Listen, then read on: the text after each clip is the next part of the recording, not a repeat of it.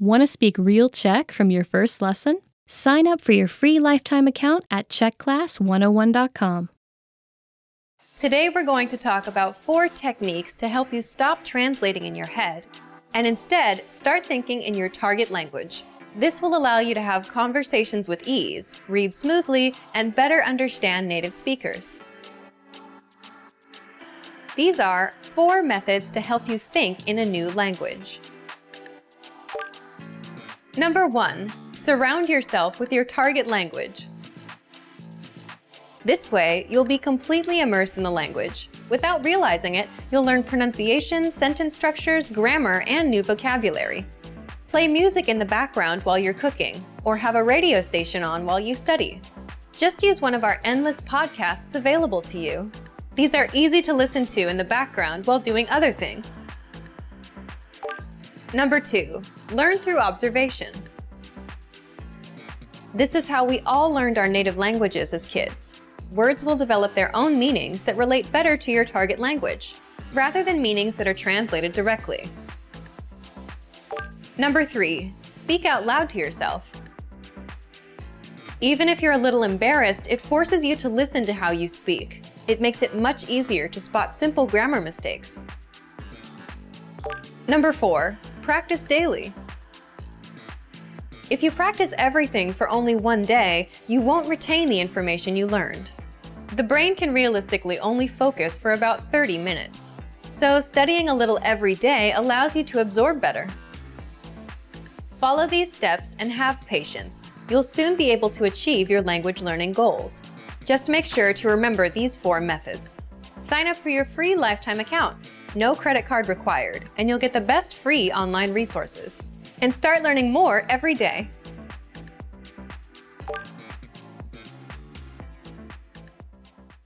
Want to finally start speaking in your target language? In this guide, you'll discover the top 7 ways to practice speaking on your own with our lessons. Let's begin. Number 1, shadowing. Shadowing is a proven learning technique where all you do is repeat what you hear in order to practice speaking. So access any audio or video lesson on the site and press the play button to start. Then, as you listen or watch, just repeat the conversations. Or, even easier, read along out loud with the dialogue section. The script is right there in front of you. With our lessons, you can master entire conversations, just like that. Number 2, read out loud. I just mentioned it, but reading out loud is another powerful tactic and deserves its own mention. With every lesson, you get written transcripts and translations. So, as you play the lesson, read the dialogue out loud as you hear it. Why? By reading out loud, you're also practicing your speaking skills. You can do this with the lesson notes, the lesson transcript, or the dialogue tool. With the dialogue tool, you can listen to each line again and again, and repeat out loud until you master them all. Number 3, speed up your reading to speed up your speaking. Being able to speak without thinking is a sign of language mastery. If you're talking to a native and can respond quickly, they'll assume that you're fairly fluent. How can you do this? When you read out loud, try increasing your speed a little bit every time. So, start by reading with the dialogue tool. If you're like most learners, you'll read the first line slowly. That's because you're still getting used to the words, which is okay. Reread it. On your second try, you know most of the words, and you'll read a little faster. Reread it again. On your third try, you'll be even faster, at a native speaker's speed. And being able to read these phrases out loud and fast will help you speak fast. Number 4, record and compare yourself with native speakers. In order to sound like a native speaker, you must imitate native speakers. So here's how. Access the voice recorder, which is in the dialogue study tool in every lesson. Click on the microphone icon. Listen to the native speaker's audio, and then record yourself. You can then compare the 2 recordings side by side, and practice and try again and again until you perfect your pronunciation. Number 5, get feedback from our Premium Plus teacher.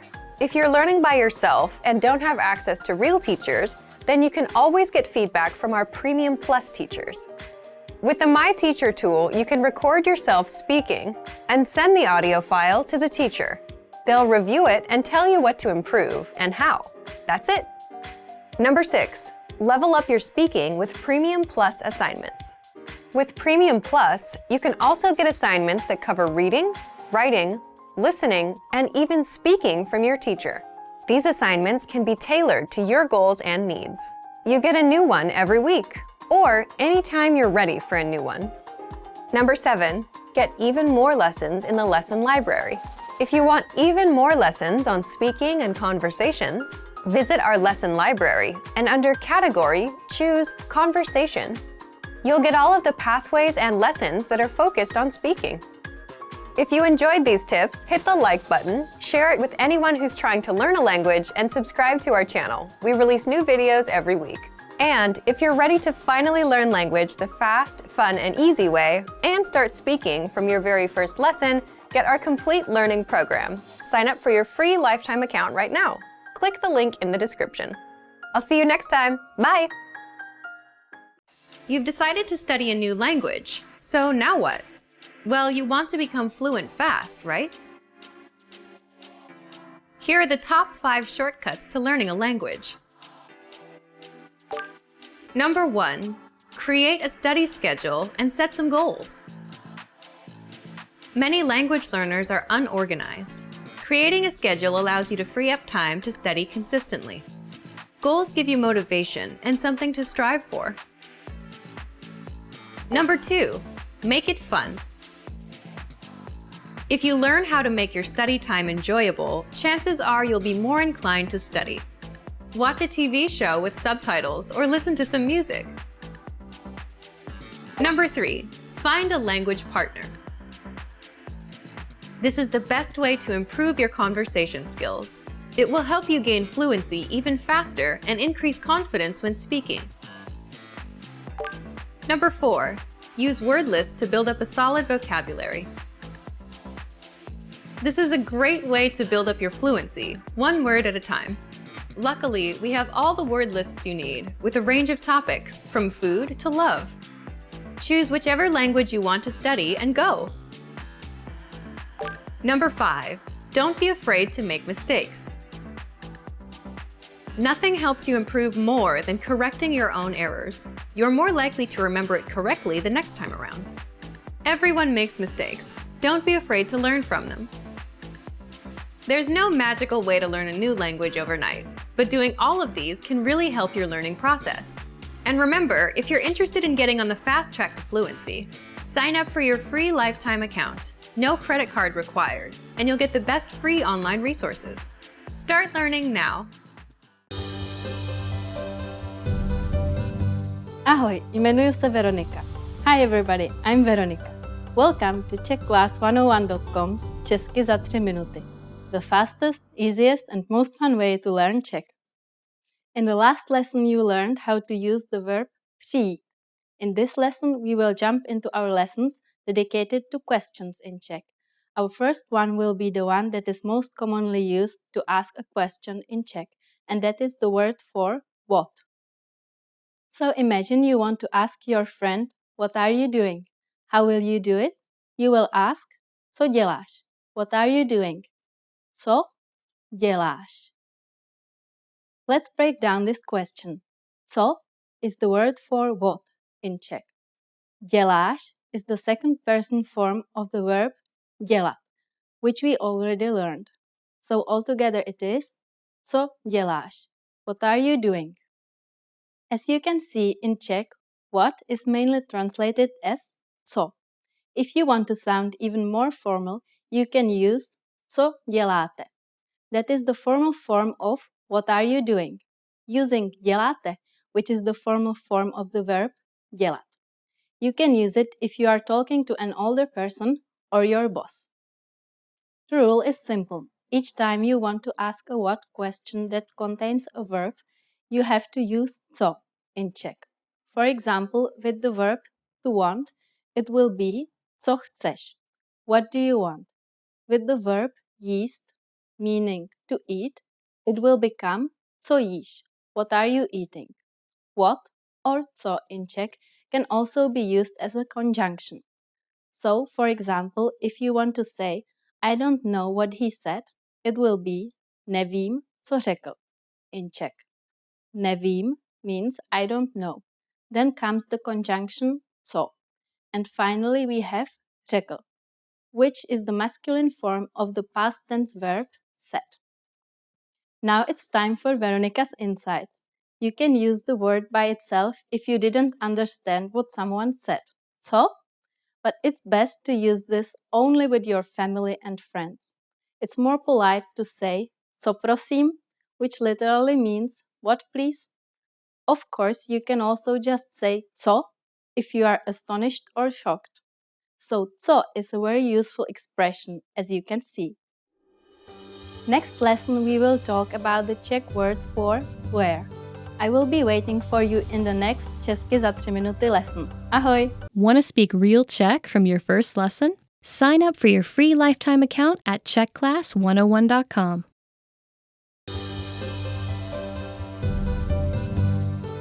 Ahoj, jmenuji se Veronika. Hi everybody, I'm Veronika. Welcome to czechclass101.com's Česky za 3 minuty, the fastest, easiest and most fun way to learn Czech.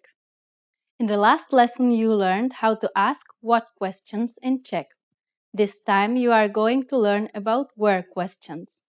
Imagine you want to ask where your friend is now.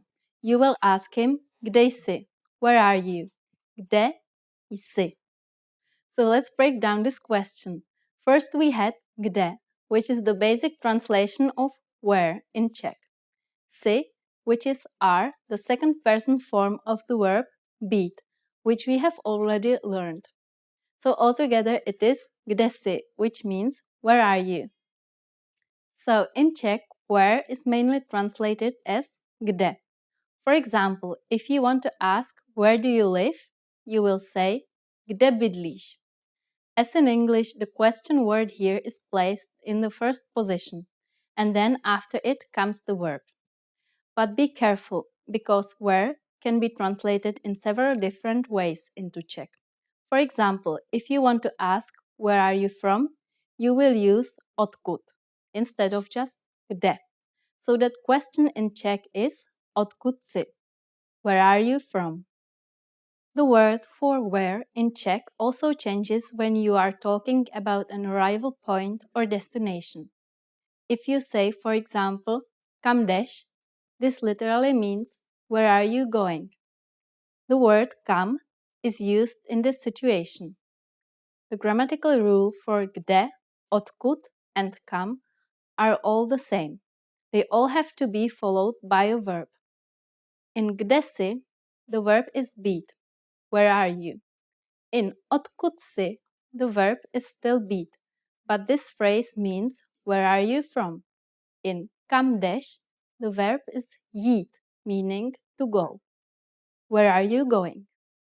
Now it's time for Veronica's insights. If you ask about a stranger's country of origin, the exact translation of where do you come from, odkud jste, can sound a bit too direct and rude in Czech. So my advice would be asking odkud jste původně. That can be translated as where are you from originally. In this lesson you learned how to correctly use the Czech word for where, kde, and also its different translations. Now you can avoid getting lost. In the next lesson you will learn more about asking questions, this time using when in Czech. I will be waiting for you in the next Česky za 3 minuty lesson. Ahoj!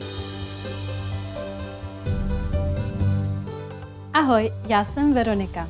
Hi everybody, I am Veronika.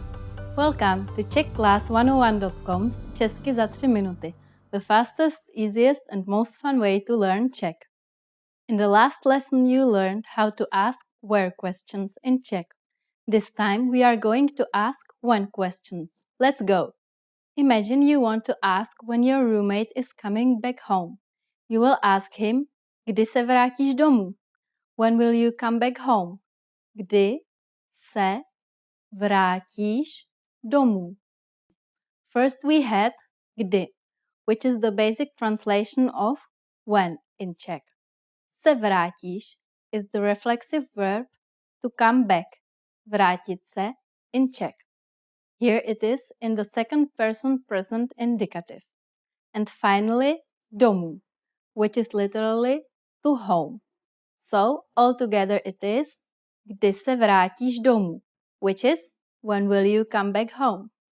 So in Czech, when is generally translated as kdy. For example, if you want to ask when were you born, you will say kdy ses narodil. If you are asking a male, you will say kdy ses narodila if you are asking a female. So let's have a look at another example. How can you say when did you arrive? It is really simple since it is exactly the same pattern. If you are asking a male, you will say kdy jsi přijel. And if you are asking a female, it will be kdy jsi přijela. First we have kdy, which is when. The second word is si, which literally means are. It is the modal verb být in second person present indicative tense. And finally, přijel or přijela, which is the past participle of the verb přijet, meaning to arrive. If you want to ask a question about duration, as in since when have you been a teacher, then you will have to say od kdy jsi učitel. Here you also use the present tense if the person is still a teacher, but then it's exactly the same as in English, because since is od. So, od kdy means since when. Let's see how to ask until when in Czech. It becomes dokdy. So, for example, if you want to ask a friend, until when are you going to stay here? It will be dokdy tady zůstaneš? But of course, there are other ways to ask about time. You can be even more specific by asking about the year, the date, or the hour. For example, you can ask, which year did you start working? Which will be, ve kterém roce jsi začal pracovat, for males, and ve kterém roce jsi začala pracovat, for females.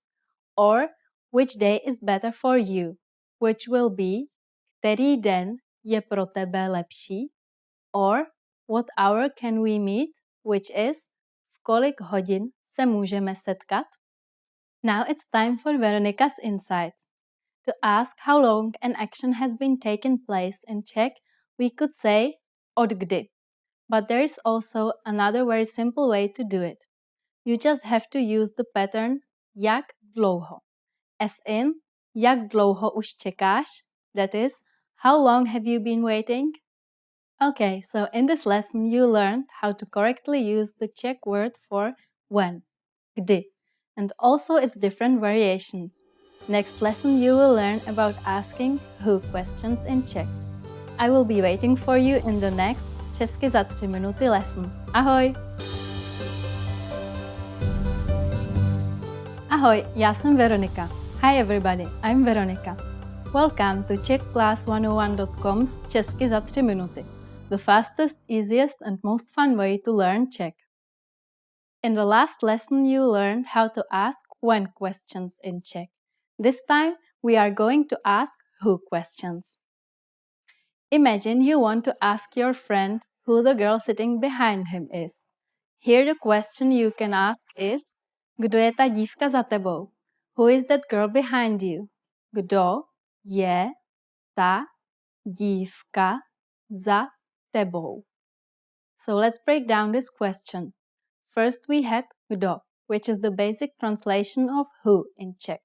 Je, which is, the third person form of the verb být, which we have already studied. Ta dívka means that girl. And finally, za tebou, which is behind you. Tebou is the informal pronoun for you in the instrumental case. Altogether it is, kdo je ta dívka za tebou. So in Czech, who is mainly translated as kdo. For example, if you want to ask who are these people, you will say kdo jsou ti lidé? Kdo can also be used to ask who did something. If you are in a museum, for instance, you can ask kdo namaloval tento obraz? This means, who painted this painting? A similar word that is used quite a lot is čí. In this case, the meaning is whose. So if you want to ask whose pencil is it, you will have to say čí je to tužka. If we break down this question, it is čí, which is whose. Je is the verb být in the third person form in the present indicative tense. To means it or that in Czech. Finally, tužka means pencil. Another way to talk about who in Czech is with the word koho. For example, if you ask for which person is it, then we use the formula pro koho. So if you want to know for which person is this piece of cake, it will be pro koho je tento kousek dortu. Now it's time for Veronica's insights. If someone that you didn't expect is knocking at your door in the Czech Republic, the common question you can ask is Kdo je tam? Before opening the door. This literally means who is there? In this lesson, you learned how to correctly use the different Czech words for who. The next lesson will be our last of this absolute beginner series. I will be waiting for you in the next Česky za 3 minuty lesson. Ahoj! Ahoj, já jsem Veronika. Hi everybody, I'm Veronika. Welcome to CzechClass101.com's Česky za 3 minuty, the fastest, easiest and most fun way to learn Czech. In the last lesson you learned how to ask who questions in Czech. This time you are going to ask why questions. Imagine your boss is giving you a call because you are not at work today. He will certainly ask you, proč dnes nejste v kanceláři? Why aren't you at the office today? Proč dnes nejste v kanceláři? So let's break down this question. First we had proč, which is the basic translation of why in Czech. Dnes means today. Nejste is the negative second person plural of the verb být. It is a formal way to say you are not in Czech. And finally, v kanceláři, which is at the office. Altogether it is, proč dnes nejste v kanceláři? So, in Czech, proč is the exact translation of why, used to ask the reason for something. So, for example, if your boss is asking you, why are you late today? He will say, proč dnes jdete pozdě? Note that here the form is formal, as we use the second person plural verb jdete, the infinitive of which is jít, or to go in English. Now it's time for Veronica's insights. A popular expression in Czech is proč ne, which means, like in English, why not? You can use it to accept a suggestion, just like in English. For example, if a friend asks you suddenly, how about we go to the cinema tonight? You can answer, proč ne? Meaning, why not? This lesson is the last lesson of this Absolute Beginners video series, but it's hopefully not the last you learn about the Czech language. To take your language ability to the next level, check out CzechClass101.com, the fastest, easiest and most fun way to learn Czech. Ahoj! Want to speak real Czech from your first lesson? Sign up for your free lifetime account at CzechClass101.com. Hey everyone! Welcome to your monthly review, the monthly show on language learning, where you discover new learning strategies, motivational tips, new study tools, resources, and where we show off learners like you speaking the language. That is, if you're brave enough to participate and become language learning famous. All the materials mentioned in this video are available for you right now on our website. Click the link in the description to sign up for your free lifetime account and start speaking in minutes. Okay, today's topic is why your worst days are the best days to study. So, have you ever had a day where you planned on learning language and you just couldn't go through with it?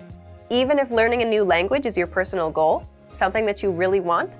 Well, today you're going to learn 1. Why these bad days happen, and 2. why you'll get your best work done on your worst days. Let's start. Why bad days happen with language learning. When I say bad days, I don't mean when you're too busy or when life gets in the way. These things are unavoidable. I mean days when you're just not in the mood. It's a perfectly good day, the sun is shining, no bad news, but you just can't get yourself to study. You're just wasting the day. So here's why they happen. First, it's the law of diminishing returns in action. What does this mean? Think of it as eating pizza every day for 5 days a week. On the first day, the first 2 slices are great, but by the third one, you're feeling queasy. It's not as good. And by the 5th day, you're sick of pizza. That's the law of diminishing returns, when the benefits start decreasing over time. And it happens with language learning. When you first start, you learn a lot of phrases and it feels good. You're excited. But as time goes on, you don't feel like you're learning much. And this affects your mood and motivation, so you're not as excited to learn anymore. So you start having bad days. Second, bad days happen because you overthink things and ruin it for yourself. It's like dreading going to the gym. Let's say you went yesterday. You have to go again today. So you're dreading it all day long. I gotta go again. You set yourself up for a bad mood and a bad day. Third, bad days are a natural part of the cycle. Some days will be good. Most days you'll feel indifferent. Some days will be bad. But that's completely natural, and anyone with long-term projects and goals feels the same. And fourth, you can't be on 100% of the time. So just like days can't always be good, you too can't always be on and ready to go all the time. Again, just a realistic and expected part of the journey.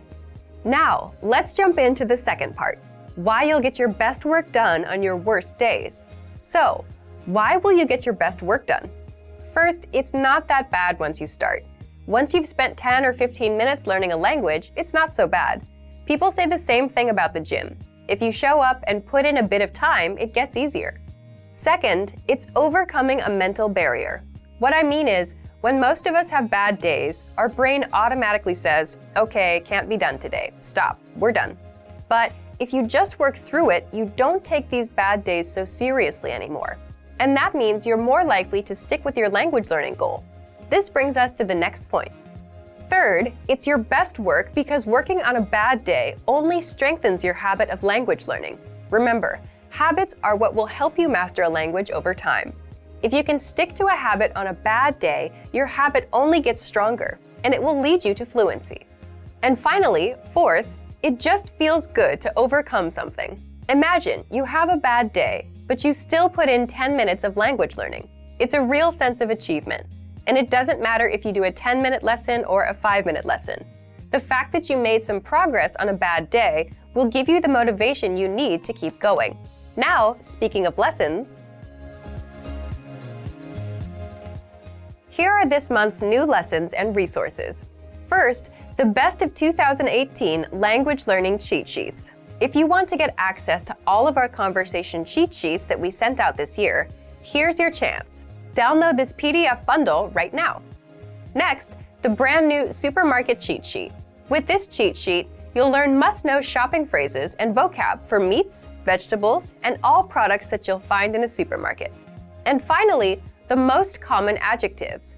If you're a beginner and don't yet know these adjectives, then this is a perfect chance to boost your vocabulary.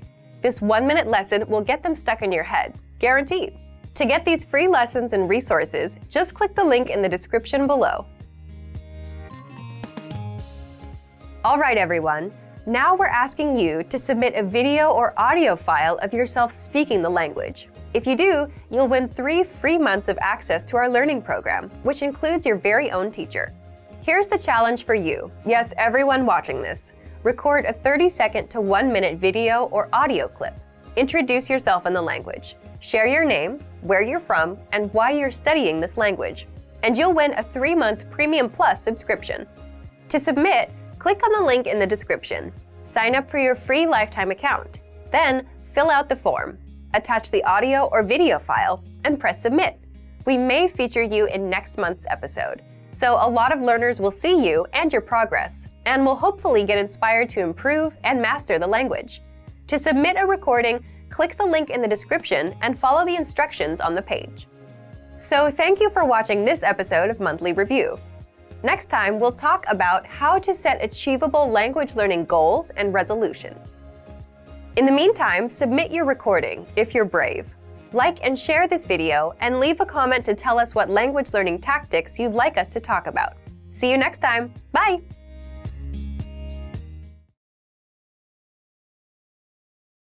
You probably already have language learning goals, but the real key to success is to make the right goals. In this video, I'll show you how, with 5 tips to stop wasting your time and start learning. Hi everyone, Alicia here. In this video, I'll teach you 5 tips to stop procrastinating and keep your motivation for learning a new language. Some of these are study methods, and some will be general ways that you can keep your study motivation up. While these tips are for studying a language, some of them are good for other things in your life too, such as new challenges or other types of goals. But before we start, don't forget to click the link in the description to get your bundle of PDF cheat sheets, including survival phrases, romantic lines, learning tips, absolutely free. Now, you probably already have some goals you're trying to achieve when it comes to your language learning progress. While achieving these goals is important, making sure you make the right goals is the real key to success. The very first tip is to set SMART goals. SMART is an acronym, meaning each letter in the word stands for another word. The earliest known reference to SMART goals was in an article written by George T. Doran for a 1981 issue of the Management Review Academic Journal. The acronym varies depending on its use, but each letter generally stands for some criterion that helps with effective goal setting. For our purposes, let's define SMART goals as follows. The S stands for specific. Your goals should target a specific area for improvement. Our natural tendency is to have a goal that's very general. If your goal isn't specific enough, you'll lack the focus and proper direction you need to achieve your goals. So S is for specific. M stands for measurable. Your goals should be quantifiable. They should be able to indicate progress in some way. You have to be able to track your progress, otherwise you won't know if you're getting any closer to your goal. As you see yourself getting closer and closer to your goal, your motivation will go up. So your goals need to be measurable. A stands for achievable. Your goals have to be achievable. Many people want to become fluent in their target language immediately. However, this goal is unrealistic. Your goals have to be achievable. If your goal is too challenging for your current level, it will only demotivate you when you aren't where you think you should be. Instead, think about what results can realistically be achieved given your level, your resources, and any constraints, such as time. So make sure that your goal is actually achievable. R stands for relevant. Your goals may be specific, they may be measurable, and they may be achievable, but are they actually relevant to what you want to achieve? Don't just do a lot of things. If you're focused on improving your speaking skills in your target language, make sure that you spend your time having conversations with others. Make sure you're doing the right things so that your efforts actually bring you closer to your goal instead of just giving you more work. T stands for timely. You need to set a deadline for your goals. If you don't specify when you plan to achieve the result you've set for yourself, it's very easy to put off the task. You can delay it until tomorrow, the next week, or the next month, and at this rate, you'll never get things done. So your goal must have an end date. So remember, tip number 1 is to set SMART goals: specific, measurable, achievable, relevant, and timely. So, for example, a goal you could make is registering for a challenging test, a test that's a little bit beyond your current level. I hate failing, so if I register for a challenging test, I'm motivated to study because I don't want to fail. This is a good example of a SMART goal because tests are specific. There are tons of different tests focused on speaking, grammar, and comprehension. Pick a test that can measure the specific area in which you'd like to grow. Measurable. Tests are measurable. Every test measures your performance to some degree. Whether it's a total count of right and wrong answers or a simple pass or fail, every test measures your performance. Tests are achievable. There's an important detail to remember here, though. Find a test that is achievable for you. If you're a beginner, then the most advanced test is probably not right for you. Find one that's meant for beginners. Then, after that one, work your way up to more advanced tests in the future. Tests are relevant. Most, if not all, language tests are designed to ensure that you're capable of performing to a set standard in your target language. Lower-level tests are designed to ensure that you can handle the most essential aspects of your target language. But there are tests for all levels, including higher education entry exams that could be difficult, even for native speakers. Pick the one that's right for you. And finally, tests are timely. If your test is completed in a physical location, then this one is obvious. You have to be at that spot at the set time, ready to take the test. There's no wiggle room. But even online tests will most likely have a deadline for you to complete them. The second tip to help you stop procrastinating and to keep your motivation up is to create a diary or social media account that you can update every day. This may seem simple or even unrelated to language learning, but by creating a diary in your target language, you have the chance to actually create in the language itself. Creating a diary is also a great way to practice writing in your target language. Another method is to create a social media account, which gives you the chance to connect with other people who are working toward the same goals as you. Maybe they can even give you feedback on your writing. If you're following people online who regularly share good resources, those can be really helpful for you too.